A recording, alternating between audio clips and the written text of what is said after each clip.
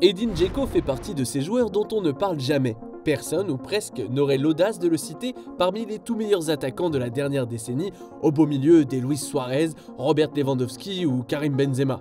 Pourtant, le Bosniaque a régulièrement fini dans le top des meilleurs buteurs d'Europe à cette période. Pratiquement une saison sur deux pour être exact. Mais avec le recul, on peut admettre que ça n'a pas suffi pour qu'il soit reconnu à sa juste valeur.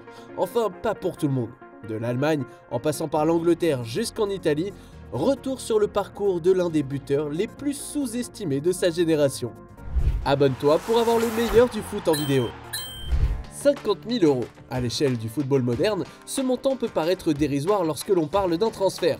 Néanmoins, c'est la somme dépensée par le club tchèque du FK Teplice afin de s'attacher les services d'Edin Dzeko au balbutiement de sa carrière.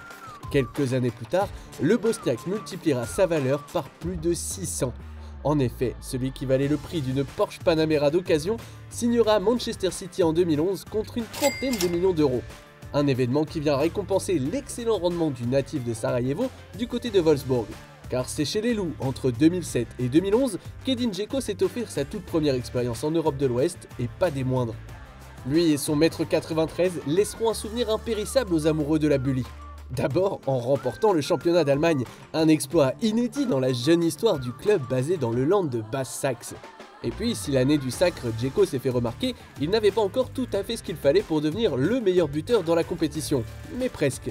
Cet honneur reviendra à son coéquipier, le Brésilien Grafite, avec qui il formera l'un des duos les plus redoutables jamais vus en Bundesliga. Suffisant pour que le vieux continent commence à s'intéresser au profil du géant des Balkans. Insuffisant, en revanche, pour étancher sa soif de but. Dès la saison suivante, le Bosniaque s'emparera du titre de Torjäger Kanone en devançant Stefan Kiesling et Lucas Barrios. Ça, juste avant de devenir le meilleur buteur de l'histoire de Wolfsburg tout court. Pas étonnant que les Citizens aient donc dépensé une telle somme quelques mois plus tard afin de bénéficier des talents d'Edin Dzeko. À ce moment-là, il est tout simplement considéré comme l'un des attaquants les plus prometteurs d'Europe. Malheureusement, à City, il n'y avait la place que pour un seul roi. Tout le monde le sait, au début des années 2010, Manchester City est en train de changer. Depuis que le club a été racheté par les Émirats Arabes Unis en 2008, les Sky Blues ont de grandes ambitions et pour y parvenir, les propriétaires n'hésitent pas à investir. Robinho, Carlos Tevez, Yaya Touré, David Silva, Mario Balotelli, bref, il y avait du beau monde. En tout cas, assez pour qu'aucun joueur n'ait sa place garantie dans le 11 de départ, composé à l'époque par Roberto Mancini. Naturellement, Edin Dzeko n'échappera pas à cette règle, d'autant plus qu'à son poste, la concurrence est particulièrement rude. Devant lui, il y a un monstre, une légende en devenir, Sergio Agüero. Et si lors de son expérience à Wolfsburg, il avait réussi à cohabiter avec Grafite sur le front de l'attaque, ce ne sera jamais vraiment le cas aux côtés de l'Argentin. Au terme de ses 4 années passées à Manchester, le Bosniaque jouera les seconds rôles la plupart du temps. Ça, malgré quelques saisons pleines d'un point de vue statistique. Lors de l'exercice 2013-2014 par exemple, Edin Dzeko inscrira 26 buts toutes compétitions confondues et délivrera quand même 16 passes décisives. Mais la place d'artificier numéro 1 appartient au Kun et à personne d'autre.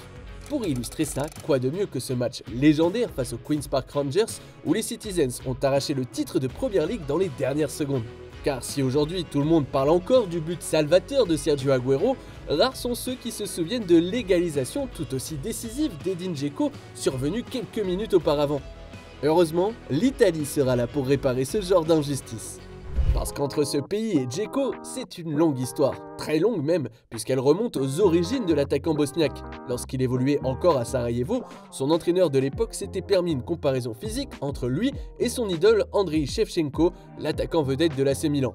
Le gaillard d'1m93 a d'ailleurs failli marcher dans les pas du Ballon d'Or 2004. L'année du sacre de Wolfsburg en Bundesliga, les dirigeants milanais ont tenté de le faire venir dans la botte. Mais c'était sans compter sur la détermination des Wolfeux et leur volonté de le conserver à tout prix. Puis vient l'été 2015. 6 ans après le refus catégorique du club qu'il a révélé à l'Europe, Edin Dzeko débarquera finalement en Italie. Pas à l'AC Milan, mais à l'AS Roma.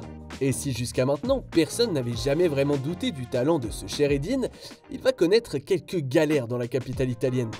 Les tifosi de la Louve le surnommeront même Edin Dzeko, littéralement Edin l'aveugle, pour ceux qui n'auraient pas fait LV2 italien. Pour cause, son nombre d'occasions ratées lors de sa première saison, mais le Bosniaque n'est pas du genre à s'apitoyer sur son sort, car dès l'année suivante, son total de buts augmentera drastiquement, 39 toutes compétitions confondues, et il ne s'arrêtera pas en si bon chemin. En l'espace de 5 ans, entre 2016 et 2021, Edin Dzeko s'imposera comme l'un des tout meilleurs attaquants de l'histoire de la Roma. Seuls Roberto Pruzzo et Francesco Totti ont scoré plus que lui par le passé, à part sur la scène européenne où l'ancien Citizen caracole seul en tête du classement des buteurs. Au-delà des chiffres, Edin Dzeko a aussi offert des moments d'anthologie au Giallorossi, dont la fameuse Romantada. Il est d'ailleurs le seul joueur romain à avoir inscrit un but lors du match aller et le premier à avoir sonné la révolte au retour. 2 buts probablement à l'origine de l'un des plus grands comebacks auxquels on ait pu assister en Ligue des Champions. Le pire, c'est que ça aurait pu ne jamais arriver puisque, quelques mois avant cet exploit, le Cygne de Sarajevo a failli s'engager avec Chelsea. Bref, en 2021, l'histoire entre la Louve et le géant prendra fin. Edin Dzeko continuera cependant de fouler les pelouses du championnat italien, cette fois-ci sous la tunique de l'Inter avec laquelle il a pris le temps de rêver encore plus grand, d'inscrire encore quelques buts et de conforter sa place d'attaquant sous-estimé par excellence. Et toi, que penses-tu de la carrière d'Edin Dzeko? Merci d'avoir regardé notre vidéo. Si tu as kiffé, n'hésite pas à parler de notre chaîne autour de toi, d'aimer, de partager. Quant à moi, je te dis à très vite pour une nouvelle vidéo. Ciao!